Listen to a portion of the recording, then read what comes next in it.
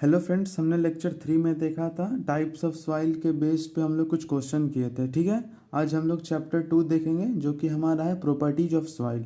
तो friends, let suppose हम लोग एक कंटेनर लेते हैं, ठीक है, और कंटेनर में हम लोग सॉइल डालते हैं। ठीक है, मान लेट सपोज हम लोग ये कंटेनर है और कंटेनर में हम लोग सॉइल डालते हैं।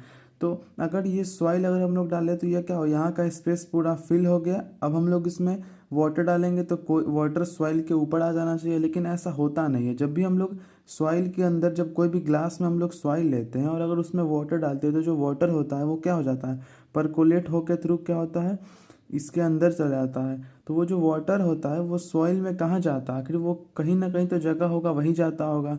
तो जो सॉइल के पार्टिकल्स के जो बीच में जो होता है वो क्या होता है, वॉइड होता है। तो जो पार्टिकल होता है फ्रेंड्स, उसके बीच में क्या होता है, हमारा वॉइड्स होता है। और ये वॉइड्स में हमारा क्या हो सकता है, और इस वॉइड्स में हमारा हो सकता है वाटर भी हो सकता है, एयर भी हो सकता है, या वाटर या एयर दोनों प्रेजेंट हो सकता है।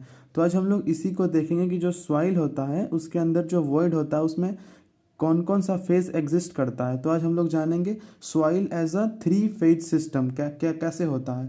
सबसे पहले, a soil mass is a three phase system consisting of a solid particles, water and air.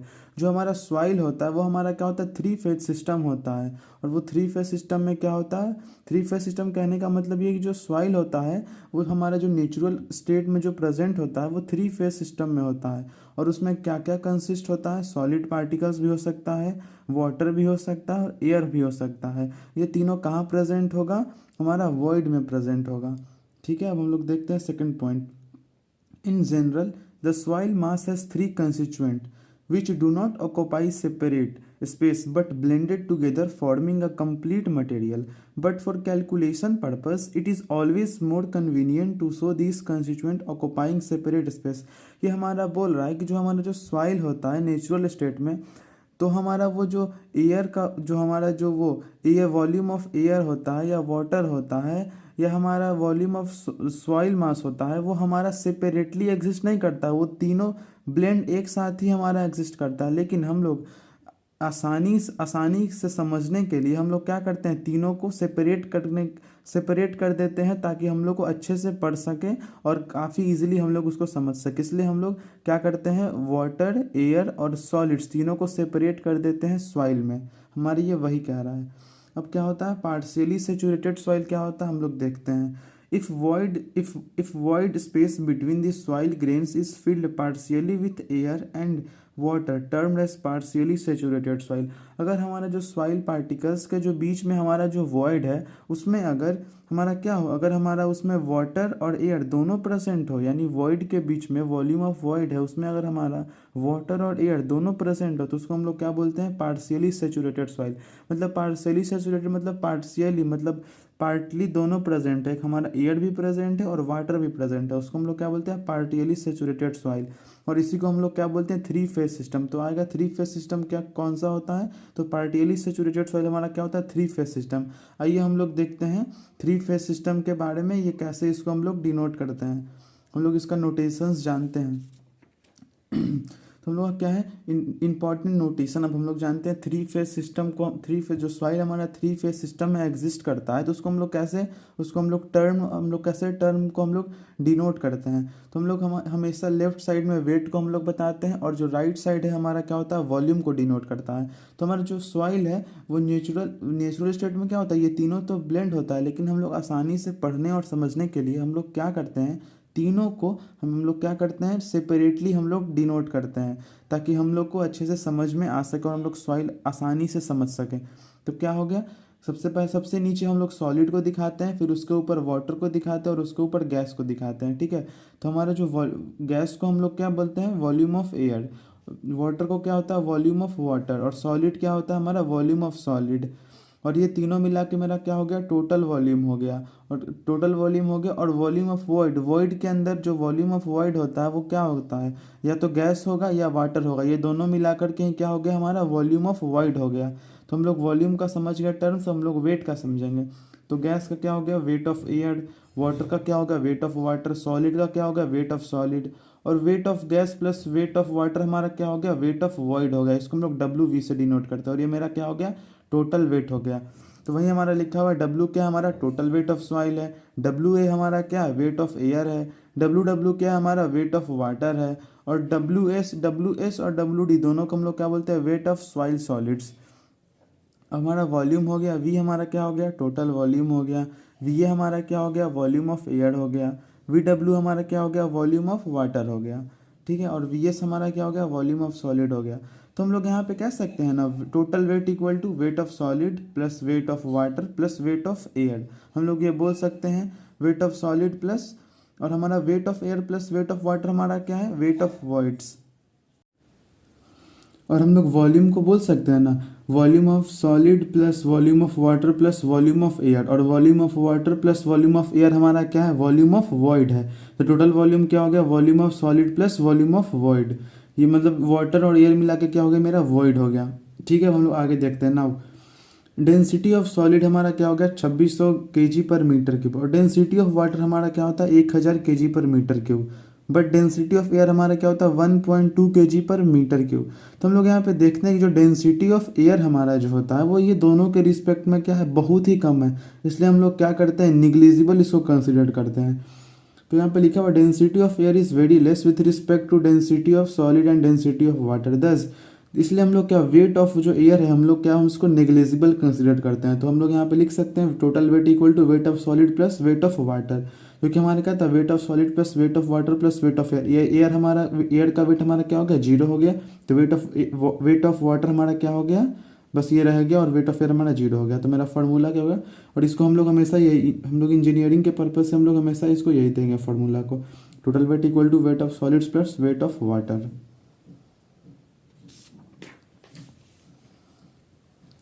अब हम लोग देखते हैं वॉल्यूम, क्या हम लोग वॉल्यूम को जीरो कंसीडर करते हैं तो नहीं, क्योंकि वॉल्यूम एयर का बहुत ही ज़्यादा होता है, इसलिए हम लोग जो एयर का वॉल्यूम होता है उसको हम लोग जीरो कंसीडर नहीं करते हैं।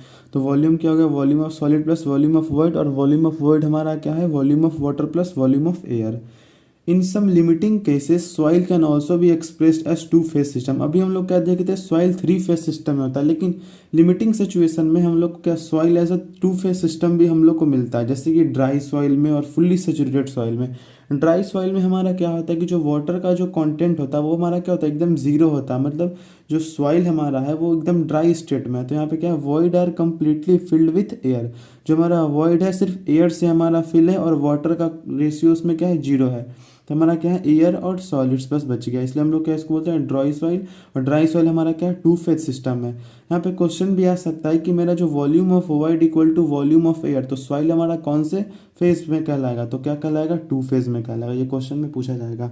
हम लोग क्या देखते हैं fully saturated soil, fully saturated soil का मतलब ये होगा कि सॉइल में जो मेरा वाटर कंटेंट है वो मेरा क्या है 100% है। तो 100% में मेरा जो वॉइड है वो मेरा क्या है 100% फिल्ड विथ वाटर, तो हमारा एयर इसमें क्या हो गया 0 हो गया। तो हमारा जो वॉइड है सॉइल में जो वॉइड है वो किससे प्रेजेंट है सिर्फ वाटर से प्रेजेंट है। तो हमारा अगर क्वेश्चन में आया कि जो कौन से स्टेट में हमारा volume of void equal to volume of water होगा, तो कौन से स्टेट में होगा 2 फेज सिस्टम में होगा, और कौन से स्टेट में होगा फुल्ली सेचुरेटेड स्टेट में होगा। ठीक है, अब हम लोग देखेंगे वाटर कंटेंट, जो कि हमारा क्या है पहला टर्म है। तो वाटर कंटेंट क्या होता है, it is defined as the ratio of weight of water to the weight of solid present in the given soil mass, it is also known as moisture content. हम लोग water content को क्या बोलते हैं moisture content भी बोलते हैं, और हम लोग वाटर कंटेंट को क्या से डिनोट करते हैं फ्रेंड्स, तो स्मॉल w से। वाटर कंटेंट क्या होता है weight of water upon weight of solids, wait of water upon weight of solids को हम लोग क्या बोलते हैं वाटर कंटेंट बोलते हैं। It is generally expressed in percentage, ये हमेशा जनरली परसेंटेज में एक्सप्रेस होता है। तो percentage water content equal to क्या होगा weight of water upon weight of solids into 100। ये हमारा बताता है कि जो सॉइल का जो सॉलिड्स है उसमें कितना % वाटर ऑलरेडी एग्जिस्ट करता है, वही हम लोग को क्या बताता है वाटर कंटेंट। और अगर वाटर कंटेंट 0 भी हो सकता है, लेकिन 100% भी हो सकता है, ये क्या हो सकता है 100% से ज़्यादा भी हो सकता है, क्योंकि देखेंगे अगर हमारा जो सॉइल होगा वो ड्राई कंडीशन में होगा तो उसमें वाटर कंटेंट क्या होगा 0 होगा। लेकिन अगर हमारा सॉइल पार्शियली सेचुरेटेड कंडीशन में होगा तो 0 से 100 के बीच में लाई करेगा, और अगर हमारा जो सॉइल होगा वो फुल्ली सेचुरेटेड कंडीशन में होगा तो हमारा क्या होगा 100% से ज़्यादा भी हो सकता है। सबमर्ज कंडीशन में भी हो सकता है। तो इसमें वाटर कंटेंट हमारा क्या होगा, इसका रेंज 0 के बराबर और 0 से ज़्यादा कुछ भी हो सकता है वाटर कंटेंट, इसलिए इसका रेंज क्या होगा हमेशा याद रखेंगे 0% से ज़्यादा रहता है। हम लोग देखेंगे relationship between water content, total weight और वेट ऑफ सॉलिड्स के बीच में हम लोग क्या रिलेशनशिप देखेंगे। तो हम लोग अभी हम लोग जैसे कि देखिए स्मॉल डब्ल्यू हमारा क्या होता है, वाटर कंटेंट होता है, और वाटर कंटेंट को हम लोग क्या लिख सकते हैं, wait of water upon weight of solids. हम लोग क्या करेंगे, LHS और RHS में दोनों साइड हम लोग +1 करेंगे, तो कोई दिक्कत नहीं होगी क्योंकि दोनों साइड हम लोग +1 ऐड कर सकते हैं। तो हम water content +1, weight of water upon weight of solid +1, तो weight of water +1 equal to हम लोग क्या हो गया, इस दोनों को ये एक LCM ले लिया और इस दोनों का सम कर दिया, weight of water plus weight of solid upon weight of solids. तो weight of water plus water content +1 equal to हम लोग जैसे कि हम लोग पीछे देखे थे कि wait of water upon weight of solid क्या होता है, टोटल वेट होता है। जैसे कि हम लोग देखे थे, जैसे कि हम लोग इसमें देखे थे, क्या देखे थे, total weight equal to weight of solids upon weight of water.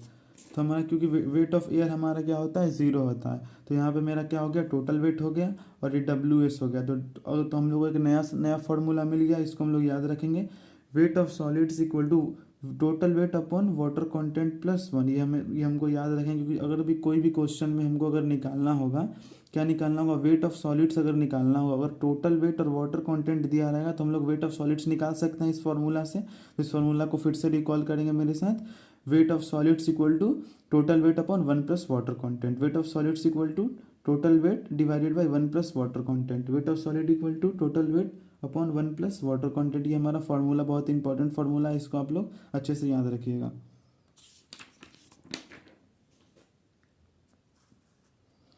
In the field of zoology and agriculture, water content is defined as the weight of water to the weight of soil mass। ये बोल रहा है कि हम लोग का जो geology और एग्रीकल्चर फील्ड में हम लोग क्या करते हैं, वाटर कंटेंट को हम लोग किसके रिस्पेक्ट में निकालते हैं, टोटल वेट ऑफ सॉइल के रिस्पेक्ट में निकालते हैं। किसके फील्ड में, एग्रीकल्चर और जियोलॉजी के फील्ड में, और इसको हम लोग डिनोट क्या करते हैं, W' से। इसका रेंज क्या होता है, 0 से 100 के बीच में ये लाई कर सकता है, लेकिन 100 से ज़्यादा लाई नहीं करेगा।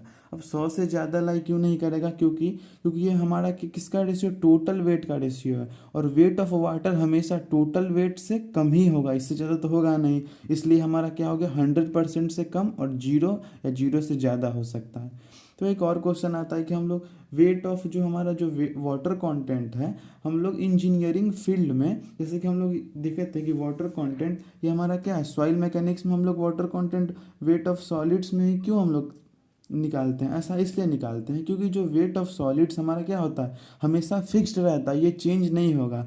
वेट ऑफ सॉलिड्स हमारा चेंज नहीं हो सकता, ये मेरा क्या फिक्स्ड क्वांटिटी है।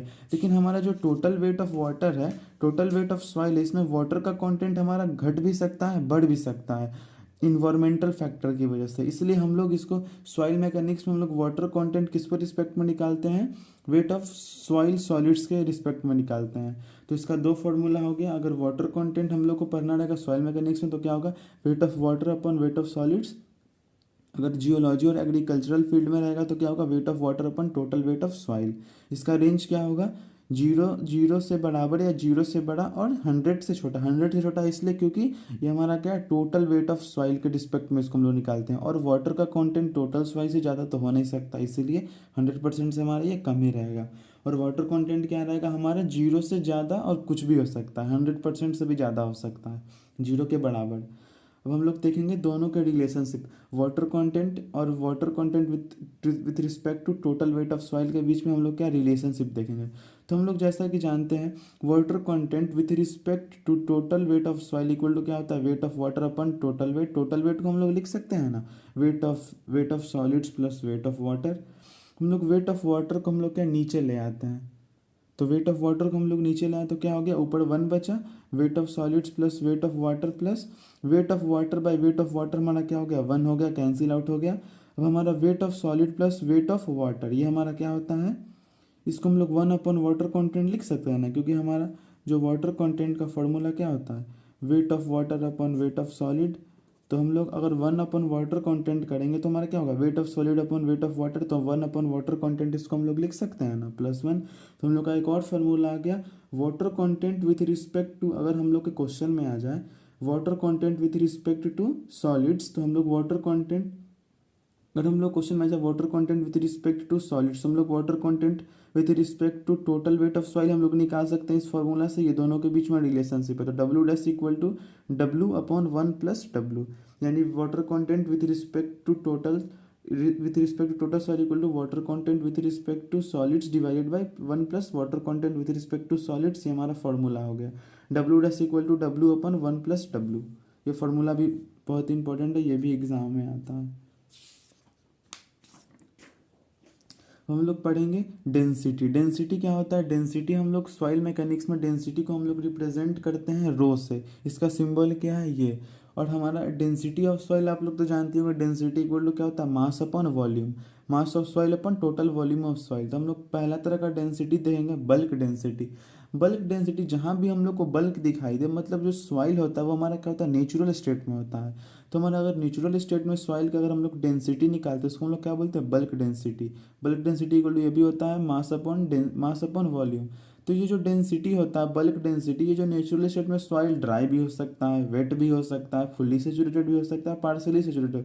ये क्वेश्चन पे डिपेंड करता है कि बल्क डेंसिटी हमारा जो सॉइल का है कैसे निकालना है। It is expressed in terms of gram per centimetre cube और केजी पर मीटर क्यू से इसको हम लोग क्या करते हैं? डिनोट करते हैं। हम लोग दूसरा देखते हैं ड्राई डेंसिटी। ड्राई डेंसिटी हमारा क्या होता है? Dry mass of solid upon total volume, इसको भी एम डी अपॉन वी से डिनोट करते हैं। एम डी इक्वल टू क्या होता है? मास ऑफ सॉलिड, इसको एम एस से भी डिनोट करते हैं, दोनों एक ही चीज़ होता है। हम लोग देखेंगे डेंसिटी ऑफ सॉलिड्स। ये हम लोग नोटिस करेंगे कि जितना भी डेंसिटी है वो हमेशा टोटल वॉल्यूम के रिस्पेक्ट में निकलता है, एक्सेप्ट वन। कौन एक्सेप्ट है? Density of solids. जब भी हम लोग सॉलिड्स या तो यूनिट वेट भी अगर हम लोग सॉलिड्स का निकालें या डेंसिटी भी सॉलिड्स का निकालें, ये हम लोग क्या निकालते हैं? टोटल वॉल्यूम ऑफ सॉलिड्स के रिस्पेक्ट में निकालते हैं। जो मेरा एक्सेप्शन है इसको हम लोग याद करेंगे। अक्सर हम लोग का गलती हो जाता है, अक्सर भी हम लोग यहाँ पे टोटल वॉल्यूम करते हैं, जो कि हम लोग को यहाँ पे नहीं करना है। जब भी रहेगा डेंसिटी ऑफ सॉलिड्स तो क्या होगा? Mass of solid upon total volume of solids, ना कि टोटल वॉल्यूम। ये हमारा थर्ड फार्मूला है। फोर्थ फार्मूला सेचुरेटेड डेंसिटी क्या होता है? सेचुरेटेड डेंसिटी को क्या बोलते हैं? रोसैट से डिनोट करते हैं। When the soil mass is saturated its bulk density is known as saturated density. और हमारा क्या रहेगा? अगर मेरा जो सॉइल रहेगा वो सेचुरेटेड कब रहेगा? जब इसका बल्क डेंसिटी मतलब इसका नेचुरल स्टेट हमारा सॉइल में क्या रहेगा? सेचुरेटेड हो जाएगा। तो हम लोग जो क्या बोलते हैं? Gamma sat. Gamma sat equal to M sat upon V, total soil mass of saturated sample divided by total volume. मतलब जो हमारा सॉइल है वो सेचुरेटेड कंडीशन में है, मतलब फुल्ली वाटर है, बाई टोटल वॉल्यूम। ये हमारा होगा सेचुरेटेड डेंसिटी। अब मेरा लास्ट तरह का है वो क्या है? मेरा सबमर्ज डेंसिटी। सबमर्ज डेंसिटी हम लोग जानेंगे क्या होता है। The submerge density is the submerge mass of the soil solids M D sub per unit of total volume V of soil mass. ये सबमर्ज डेंसिटी हमारा क्या होता है? Submerge mass upon total volume. और सबमर्ज डेंसिटी को हम लोग ऐसे भी लिख सकते हैं कि submerge density equal to saturated density minus density of water. ये हम लोग याद रखेंगे। ये क्वेश्चन ये न्यूमेरिकल में हमारा गामा सेट दिया रहेगा, इसको हम लोग एज्यूम करते हैं 1 ग्राम पर सेंटीमीटर क्यूब। और ये हमारा गामा डब्ल्यू क्या हो गया? Density of water. तो ये इसी तरह से हमारा लेक्चर 4 मेरा क्या हो गया? ख़त्म हो गया। अगर आपको अच्छा लगे वीडियो तो लाइक एंड सब्सक्राइब जरूर करें। Thank you friends.